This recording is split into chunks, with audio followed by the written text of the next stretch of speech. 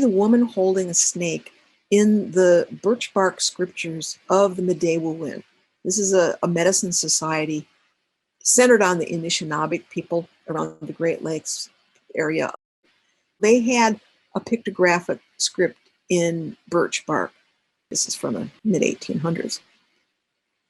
Woman holding snake also, or perhaps these are three goddesses, which would be my guess on it, from the great temple at Baalbek, which you may have heard of in Lebanon.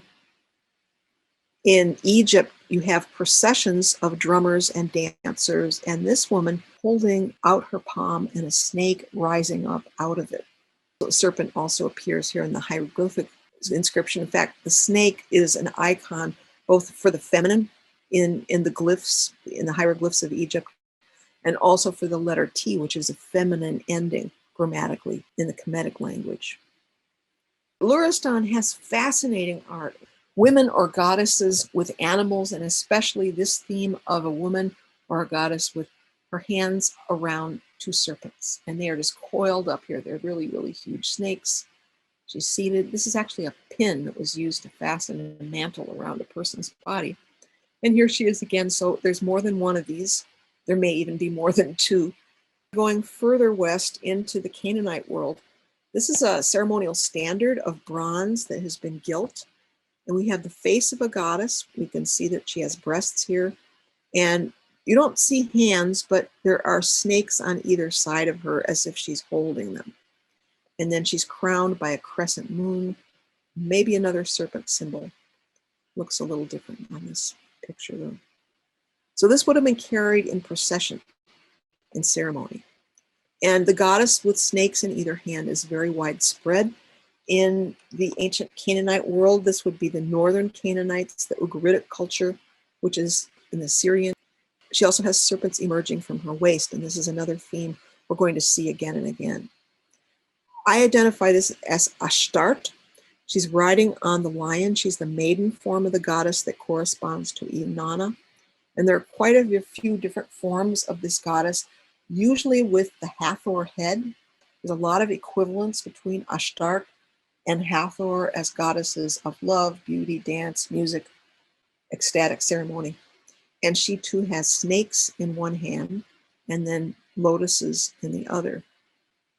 So different names are given to this goddess, and she was adopted. She's pretty well widely recognized as a Canaanite goddess who was absorbed into the Egyptian tradition. The inscription here that says Kudsu, Kadesh would be the male form, Kadesha would be the female form. That means the Holy One. These are actually words that occur in the Bible.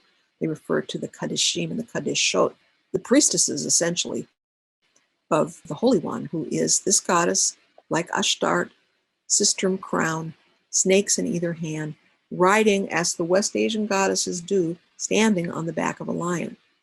But she's worshipped in Egypt, and so the inscription here is actually in Kemetic hieroglyphs. Another snake-wielding, very famous figure, the snake goddess or priestess of Knossos in Crete, with a serpent in either hand. There are actually two of these. Here's the other form, and this one's different because instead of holding the snakes in her hands, she's got them coiling up her arms, around her body, around her waist, and also climbing up and coiling around her tall polos headdress, and the tip of it emerging out the top. This is a theme, this snake-crowned theme is something that comes up a lot, and we'll kind of return to that, the thinking around the Kundalini energies when we get to India. From Yerapa in Crete, Carol Christ has highlighted the way that these segmented legs resemble serpents. And so this is much older. This is the Neolithic. This is maybe 3,000 years older than this one. This is from northern Britain. And Werbea was inscribed on this sculpture. This is after the Roman conquest, so we have Roman script. So this is what precipitates the names for us into Latin characters, because there wasn't really, I mean, they had the Ogham script, but it's not very widespread. And so we actually get to see the name of this goddess, and again, holding snakes in either hand. This could even be her priestess. There may have been actually ceremonies like this, ecstatic ceremonies. Here's our snake woman again as kind of a Sheelanigig figure, snake in either hand, and above her this whirling triskelion of dragons. And this is one of the many stones from Gotland in the Baltic Sea. And then if we look at the Yoruba tradition, here again, a woman, perhaps one of the Iyami, the mothers, is holding a serpent in either hand. This whole thing is actually a mask that is worn on top of the head with cloth covering the face of the dancer. In ceremonies, the gelede is to placate the wrath of the ancestral mothers and ask their blessings. Here's another example from Benin Republic, and she has one snake wrapped around her waist and her lower body and another one around her arms. This is not original as far as I can determine to Egyptian tradition, but this is very late. So the Hellenistic influence is very obvious here in many different indicators, but having the snakes coiled around the arms does seem to be more of a Greek theme. It appears very late, and Isis changes in a lot of ways through that lens. Here from the western part of Mexico, the Huicholes have a woman holding the rattlesnakes in either hand, and she's actually giving birth here. She's accompanied by the moon and the sun. There's like the whole circle of life around her. And I don't have a picture of this, but there is a story out of the Yucatan about the double serpent coming out of a cenote, which are the limestone wells. How this double serpent wielding woman comes up out of the cenote to ward off the tourists that are intruding on her sanctuary. Then in the Aztec world, we have a couple different important serpent goddesses, and one of them is Cihuacuatl, which literally means woman snake. Here, this may be an image of her. She's got a snake in one hand and some kind of a staff or wand in the other. She's wearing an animal headdress. And this was found near the Templo Mayor, the great temple in Mexico City.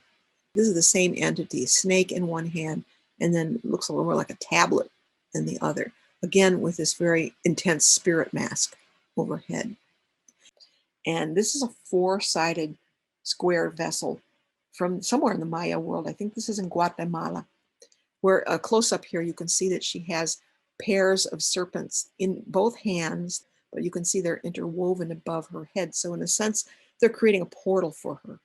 And she's being embraced from behind by a jaguar being with a spindle stuck into its headdress. Here you can see the whole scene a little bit more. And the hypothesis is that this is a woman in childbirth who is being embraced by Ixchel, who is the goddess of birth, among other things. And one of her votaries is this midwife, who, as shown by the fact that she too has a spindle thrust into her headdress, and she's attending to the birth. In other scenes, the child is being born out of the jaws of a dragon. So there's a lot of different mythic interpretation there of the birth and the serpent's association with the birth.